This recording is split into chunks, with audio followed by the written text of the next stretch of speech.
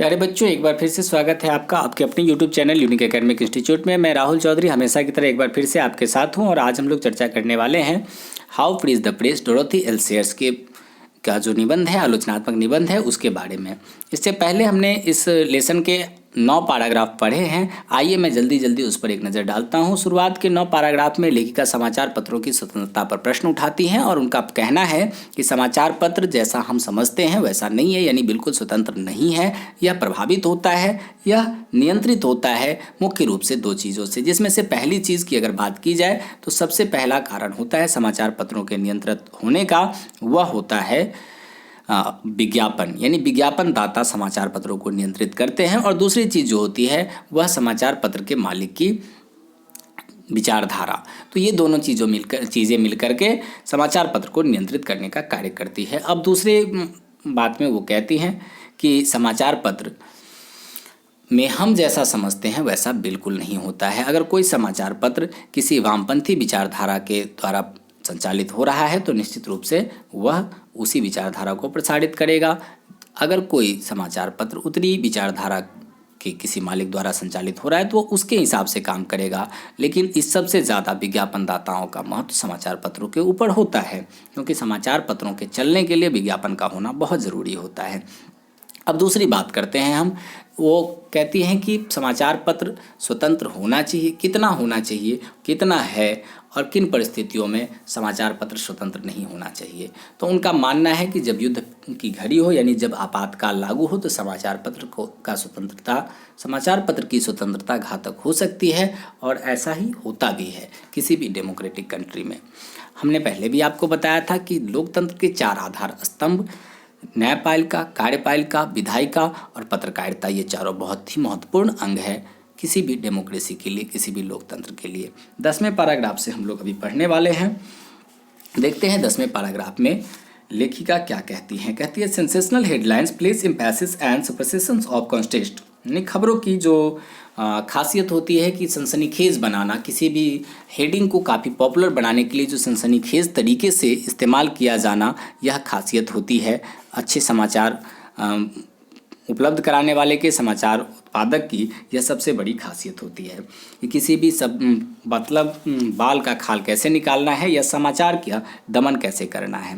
तो उसके बाद कहते हैं दिस ईयर 1941, यानी इसी साल सन 1941 में। तो अब आप ये समझ सकते हैं कि इस कहानी को, इस निबंध को सन 1941 में लिखा गया है और ये ऑब्जेक्टिव में आपका प्रश्न हो सकता है। At the Melbourne conference I read a paper dealing with the theological grounds of church concerned with politics and sociology with the complementary dangers of patriotism and charism and with the importance of incarnations, decoding and concerns.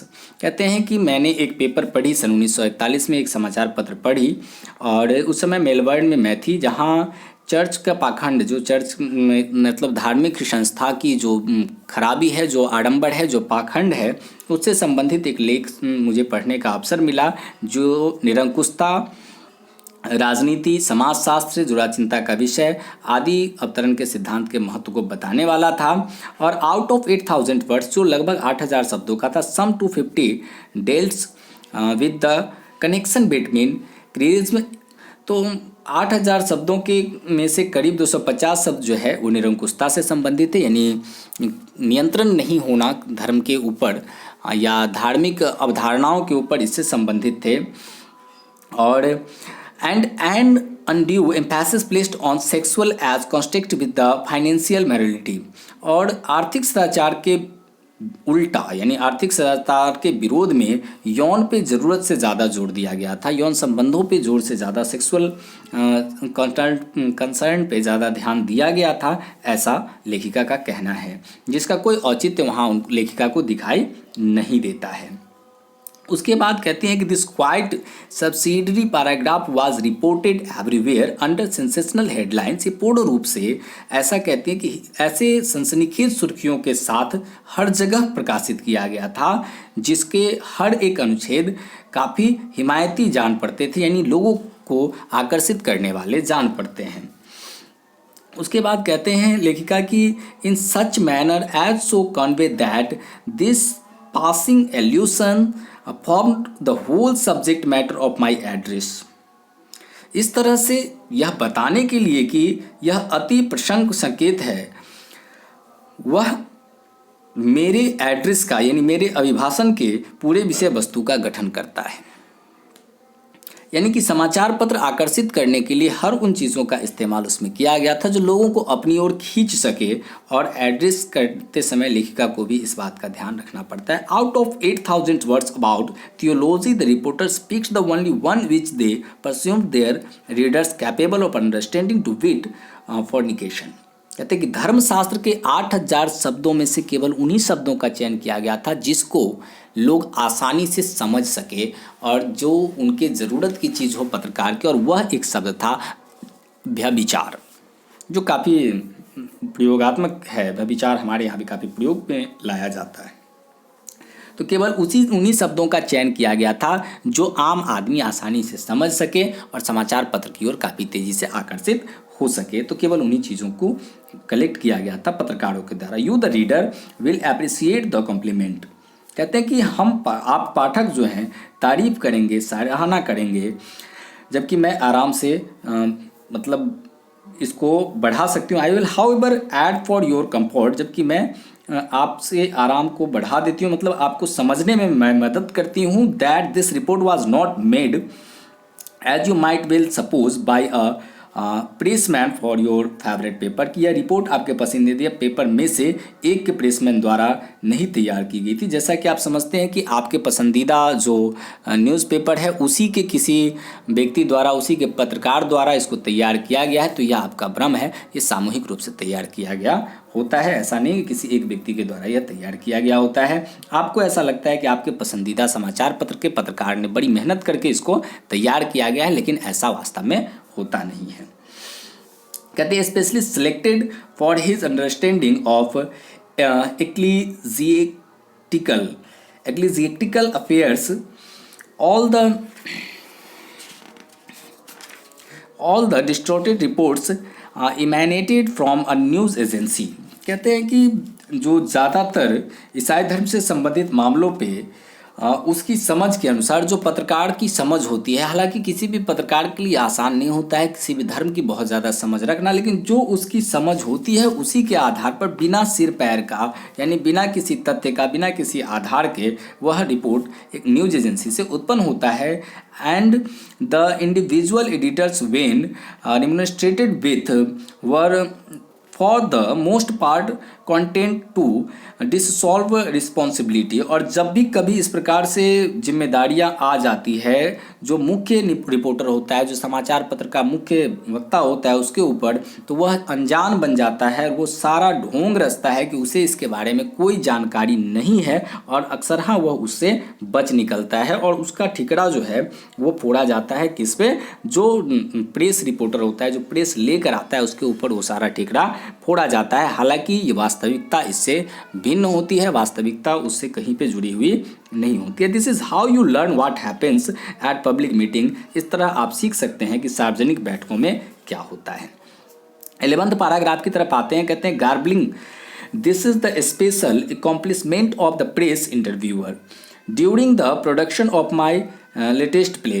कहती हैं कि गलत मतलब निकालना, गार्बलिंग करना जो है, यह सबसे उत्कृष्ट उपलब्धि मानी जाती है। किसके द्वारा?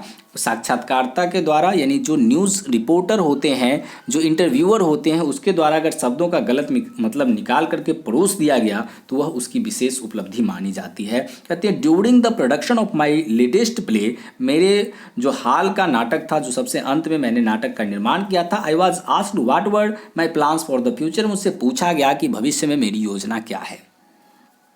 लेखिका कहती है कि मुझसे पूछा गया कि भविष्य में मेरी योजना क्या है, मैं किन योजनाओं पे काम करने वाली हूँ। I replied that I never made plans. मैंने जवाब दिया कि मैंने कभी योजना नहीं बनाई। That I preferred writing plays to novels, thought novels paid better, कि मैं उपन्यासों के लिए नाटक लिखना पसंद करूँगी और अगरचे उपन्यास अच्छा खासा भुगतान करती है। And that financial considerations notwithstanding,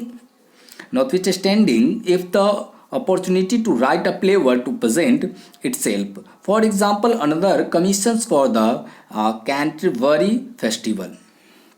कहते हैं कि मैं उपन्यासों के लिए नाटक लिखना पसंद करूंगी, अगरचे अगर खास तौर से उपन्यास अच्छा खासा भुगतान करती हैं और कि आर्थिक महत्व के होते हुए भी अगर मौका मिलता है जहां खुद को प्रकट करने का, उदाहरण के लिए एक दूसरा मौका कैंटरबरी फेस्टिवल में अभिनय के लिए मिला लेखिका को। तो लेखिका कहती हैं कि मुझसे पूछा गया कि मैं कौन सा प्लान बनाने वाली हूँ, तो मैंने उस चीज़ को डिनाई कर दिया कि मेरा ऐसा कोई प्लान नहीं होता है, मैं भविष्य की योजनाओं पे काम नहीं करती हूँ और जब भी कुछ मौका मिलता है तो मैं करती हूँ। ख़ास तौर से मैं उपन्यास के लिए नाटक लिखना पसंद करती हूँ और जब मौका मिलता है तो समय का सदुपयोग भी करती हूँ। जैसे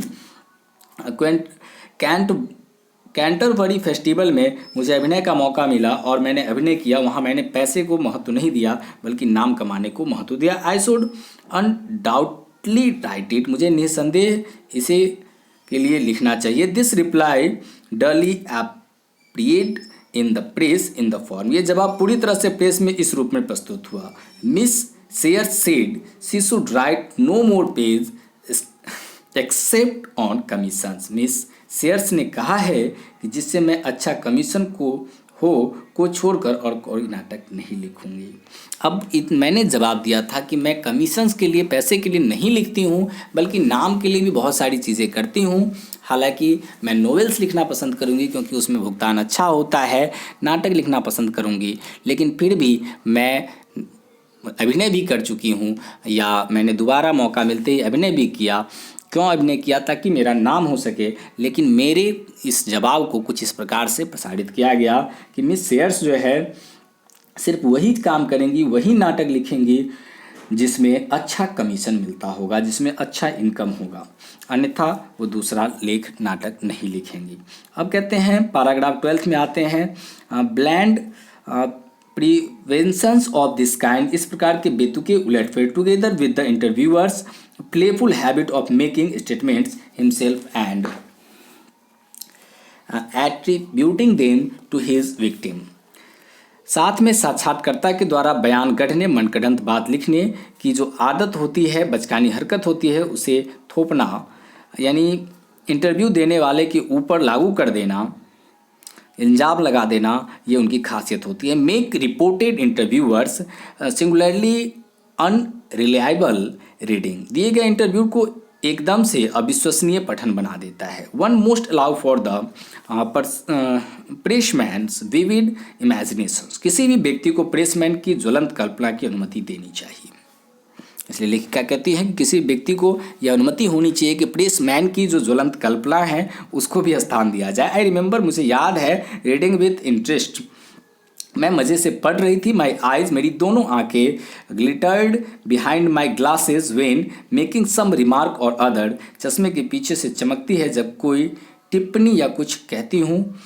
since that particular interviewer was given by the telephone, हालांकि उस विशेष साक्षात्कार को टेलीफोन द्वारा किया गया था। I could only conclude that, इसलिए मैं केवल यह निष्कर्ष निकाल सकती हूँ कि the interviewer's own eyes must have been double magnifying glass microscopes of extra, की साक्षात्कार करने वाले व्यक्ति ने अपनी आँखों में निश्चित रूप से अतिरिक्त शक्ति के माइक्रोस्कोप लगा रखे होंगे। अब फ़ोन पर दिए गए इंटरव्यू में लेखिका कुछ कहती हैं और रिपोर्टर जो है जब उसको लिखता है तो वो लिखता है कि चश्मे के पीछे लेखिका की आंखें बहुत चमक रही थी। अब इसी बात पर लेखिका का कहना है कि उनको बड़ा आश्चर्य होता है कि जब मैंने फ़ोन पर इंटरव्यू दिया तो रिपोर्टर को मेरी आंखें कैसे दिख गई, और इसी बात पर वो कहती हैं कि शायद उसने बहुत ही अच्छे पावर का अच्छा वाला एक माइक्रोस्कोप लगा रखा था जो फ़ोन के दूसरी तरफ भी देख पा रहा था। But the last best word on press interviewers has been written by Q, लेकिन प्रेस साक्षात्कार पर सबसे अच्छा शब्द जो लिखा था वो क्यू यानी क्वेलर कोच द्वारा लिखा गया था। In from a Cornish window, form of Cornish window.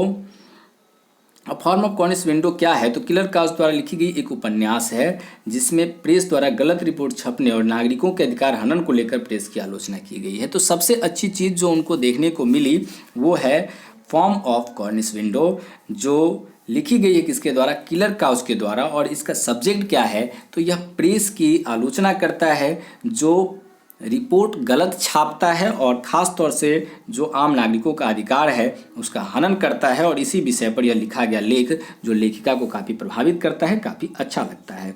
Those who believe that public character say everything they are reported as saying should read it and take warning.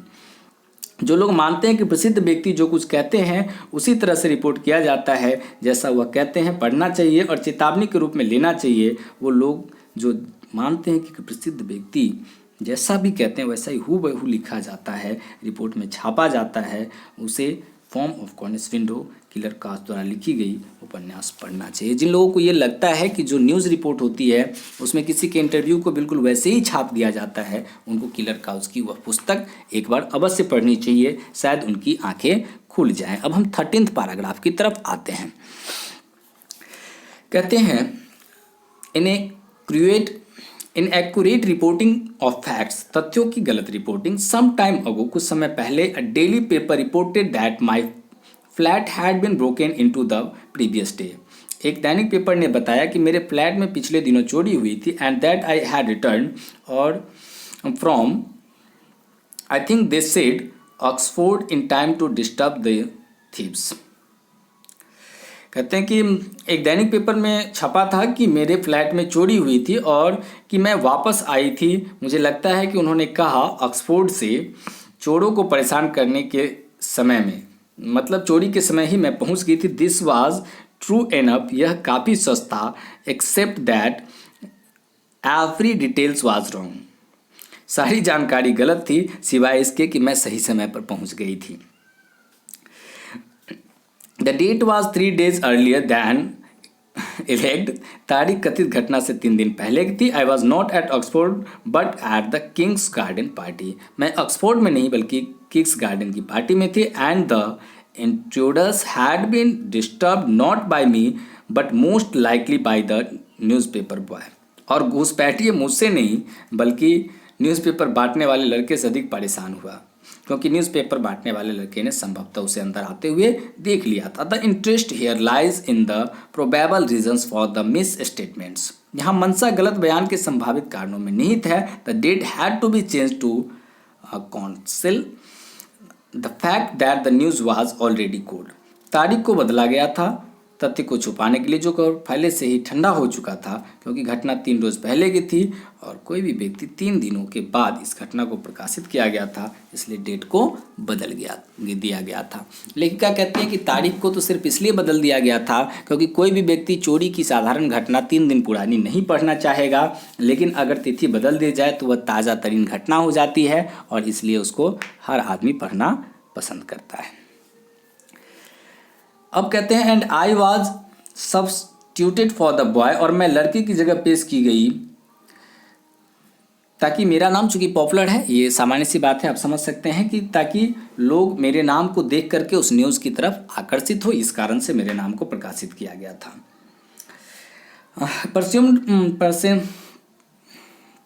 परसेम्बली for my एंगस snob value, संभवतः मेरे बड़े रुतबे के लिए।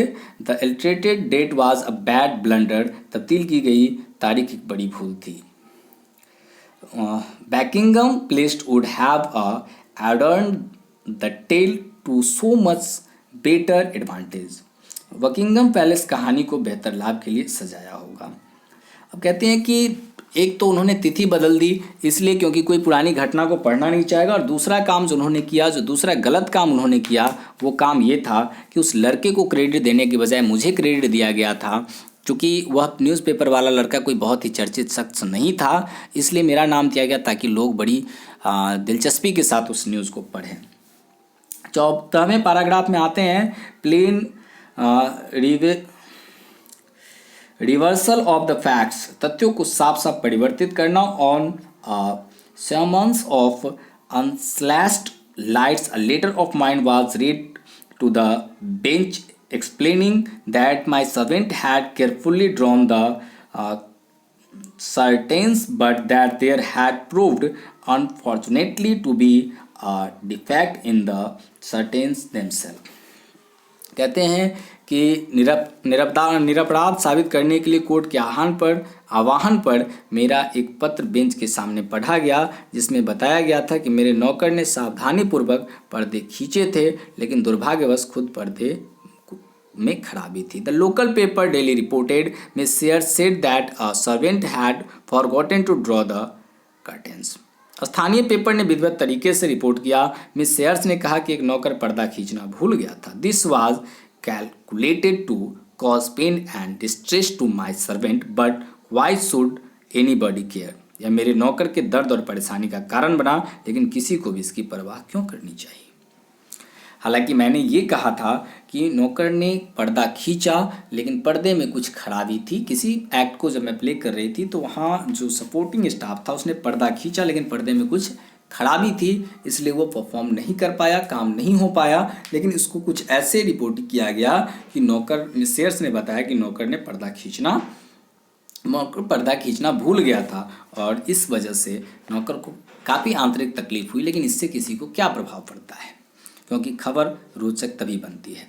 अब 15वें paragraph की बात करते हैं। रैंडम एंड ग्रेटिट्यूड्स इन्वेंशंस, अटकल पच्चू और ऐच्छिक कल्पना, यानी मनगढ़ंत बातों के लिए without consulting me at all, मुझसे बिना परामर्श किए, बिना संपर्क किए, ए स्मॉल एंड गॉसिपी पेपर, एक छोटा और गप मारने वाला अखबार, रिसेंटली हाल ही में informed it's readers that two of my favourite hobbies were gardening and keeping cats.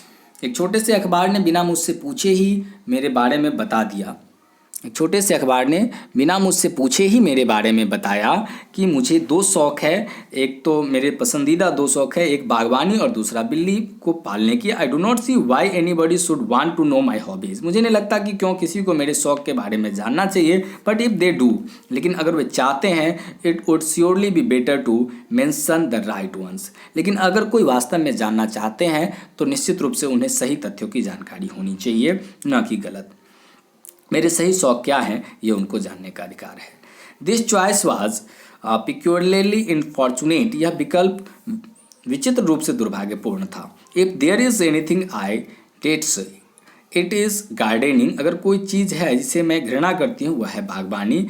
And although my household always includes a necessary cat. और हालांकि मेरे घर में हमेशा एक बिल्ली आवश्यक रूप से शामिल रहती है, which lives in the kitchen and is suppose to catch mice, जो किचन में रहती है और चूहा पकड़ने के लिए होती है। I have little to do with it, expect to remove it. इसे चूहे हटाने के अलावा मुझे इसके साथ बहुत कम लेना देना है। यानी वो कहती है कि दो चीज़ें जो उन्होंने मेरी फेवरेट बताई, दोनों में से कोई भी मेरी फेवरेट नहीं थी। बागवानी से तो मैं सबसे ज़्यादा घृणा करती हूँ, और मेरे घर में हालांकि एक बिल्ली हमेशा होती है, लेकिन वो बिल्ली इसलिए नहीं होती है क्योंकि मैं बिल्ली पालने की शौकीन हूँ, बल्कि इसलिए होती है क्योंकि उसको किचन में रखा जाता है और वो किचन के चूहों को पकड़ पकड़ कर खा जाती है। मेरा इससे ज़्यादा उस बिल्ली से कोई संबंध नहीं होता है। and its airs from the chairs and cautions and open the door for it from time to time under protest. Shortage of domestic staff has since constrained me to live on more intimate terms with the cat. और कुर्सियों और कुशनों से इसके बाल निकालना और समय समय पर विरोध के कारण दरवाज़ा खोलते रहना, घरेलू कर्मचारियों की कमी ने मुझे बिल्ली के साथ अधिक घनिष्ठ रहने के लिए बाध्य किया। But if he is a hobby, अगर यह शौक की बात है, then so are the handyman. लेकिन अगर मेरी मजबूरी उनको शौक लगता है तो एंड द डेली वुमेन, तो वो हर फन उत्साह और दैनिक महिलाएं होना में शेयर्स के अनुसार एक न्यूज़पेपर के लिए ये ऐसा नहीं करना चाहिए था कि जो उनकी घृणा का विषय है उसी को उन्होंने उसके शौक के रूप में प्रकाशित कर दिया। अब 16वें पैराग्राफ में आते हैं। डेलिब्रेट मेडिकल मॉन्गेरिंग, सोच समझा करके किसी के सपनों का सौदागर बनना, सोचा समझा सपने का सौदागर। It was recently reported in various local papers that in a public address I had delivered some 2000 words in the space of an hour and a quarter. हाल ही में विभिन्न स्थानीय अखबारों में रिपोर्ट किया गया था कि एक सार्वजनिक संबोधन में मैंने सवा घंटे में लगभग 20,000 शब्दों का भाषण दिया। This would in any case have been impossible, ये किसी भी हाल में असंभव था। एक्चुअली वास्तव में the reporter had the full text of my speech in his hand, संवाददाता के हाथ में मेरे भाषण का पूरा मजमून था। And could have seen for himself that it consisted of almost exactly 8,000 words, और शायद देखा भी होगा कि इसमें लगभग 8,000 शब्द ही शामिल थे। द एरर वाज दस प्रीसियसली 150%। उसी प्रकार उसमें त्रुटि 150% थी। A useful figure on which to base one's estimate of truth in reporting, एक उपयोगी आंकड़ा जिस पर टिका है कि किसी के अनुमानित रिपोर्टिंग का सच। कहती है कि हाल ही में एक मेरे बारे में खबर छपी थी कि मैंने एक भाषण दिया था, और वह भाषण जो 1 घंटे का था, उस 1 घंटे में मैंने सवा घंटे में लगभग 20,000 शब्दों का इस्तेमाल किया था उस भाषण में। हालांकि यह किसी भी प्रकार से संभव नहीं है कि कोई व्यक्ति 1 से सवा घंटे में 20,000 शब्दों का प्रयोग करे। और दूसरी बात वो कहते हैं कि हालांकि रिपोर्टर के हाथ में खुद ब खुद मेरे भाषण का वह पूरा का पूरा जो चिट्ठा था वो था, जिसको वह खुद भी देख सकता था कि उसमें केवल और केवल 8,000 शब्द थे, और उसमें भी 150 से ज़्यादा मिस्टेक थी, गलतियाँ थीं। लेकिन फिर भी एक उपयोगी आंकड़ा जिस पर टिका है किसी के अनुमानित रिपोर्टिंग का सच। लेकिन सोचिए कि 8,000 शब्दों के उस भाषण को भी मैंने शायद पूरी तरह से नहीं पढ़ा, लेकिन उसने कुल मिलाकर के 20,000 शब्द कहे, और आम आदमी बड़ी रोचकता के साथ इस हेडिंग को पढ़ना पसंद करता है। कहते हैं पैराग्राफ 17 में आते हैं, of this 6 main forms of misrepresentations the first 2 are the most dangerous. कहते हैं कि गलतफहमी के इन 6 मुख्य मुद्दों में से, रूपों में से पहले 2 सबसे अधिक खतरनाक है। There is no remedy against them, इसका कोई उपचार नहीं है। They do not come within the narrow range of the law of लेवल, वे अपमान के कानून की संकीर्ण सीमा के भीतर नहीं आते हैं। For the misrepresent a man's attitude and opinions is no offence, किसी व्यक्ति के दृष्टिकोण और विचारों को गलत तरीके से प्रस्तुत करना कोई अपराध नहीं है। Nor could one readily persuade a jury, न कोई आसानी से जज को राजी कर सकता है। That a lie had been told about one, किसी के बारे में झूठ गढ़ा गया था। Since a sort of formal veracity and details is used to convey a totally false impression of the speaker's words as a whole। क्योंकि वक्ता जो बोलने वाला होता है उसके सहारे पूरी तरह से गलत धारणा को प्रकट करने के लिए एक तरह से औपचारिक सच्चाई का इस्तेमाल किया जाता है। कॉन्सिक्वेंटली इसके फलस्वरूप it is next door to impossible to secure either correction or apology. ये न्यायालय में संशोधन या माफ़ी मंगवाने का अगला असंभव दरवाज़ा है, विच ब्रिंग्स अस टू, जो हम लोगों के सामने प्रस्तुत की जाती है। यानी कि ये सारी चीज़ें जो स्वतंत्रता के अंतर्गत आती है, या स्वतंत्रता के नाम से जिन चीज़ों को प्रस्तुत किया जाता है, जिन चीज़ों को रखा जाता है, निसंदेह बहुत ही घातक है।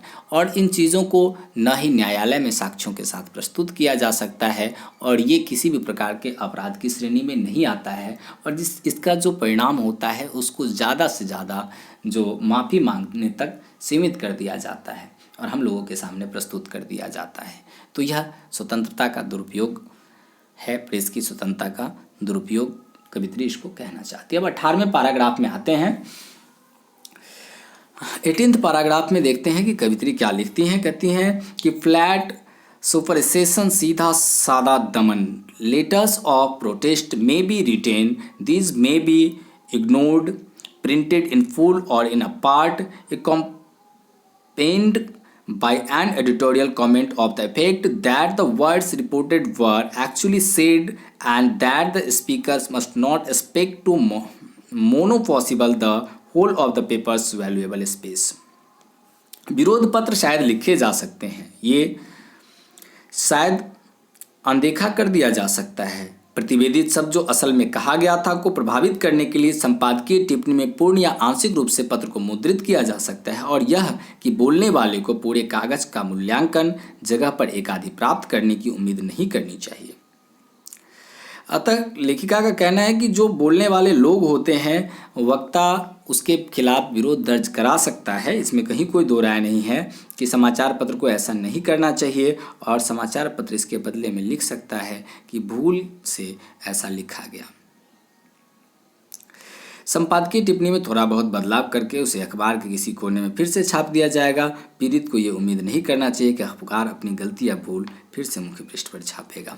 अगर आप विरोध जताते हैं तो समाचार पत्र को ऐसे निर्देश दिए जाते हैं कि आपको ऐसा करना है कि अपनी भूल स्वीकार करनी है, तो वह भूल स्वीकार करेगा, लेकिन इतनी कम जगह में और समाचार पत्र के ऐसे कोने में प्रकाशित करेगा जिस पर आम आदमी की नज़र नहीं पड़ेगी। इसलिए पीड़ित व्यक्ति जिसके खिलाफ समाचार पत्र ने पहले कुछ बुरा लिखा है, उसको यह उम्मीद नहीं करनी चाहिए कि उसकी समाचार पत्र अपनी गलती को स्वीकार करने जा रहा है। Answered privately by the editor, a monoever that does nothing to correct the false impression left in the public mind। एक आम जनता के लिए कहता है कि जो संपादक द्वारा जो व्यक्तिगत तौर पर निजी तौर पर जवाब दिया जाएगा, एक आम जनता के दिमाग में भरी गई झूठ की छाप को किसी भी पैतरेबाजी से ठीक नहीं किया जा सकता।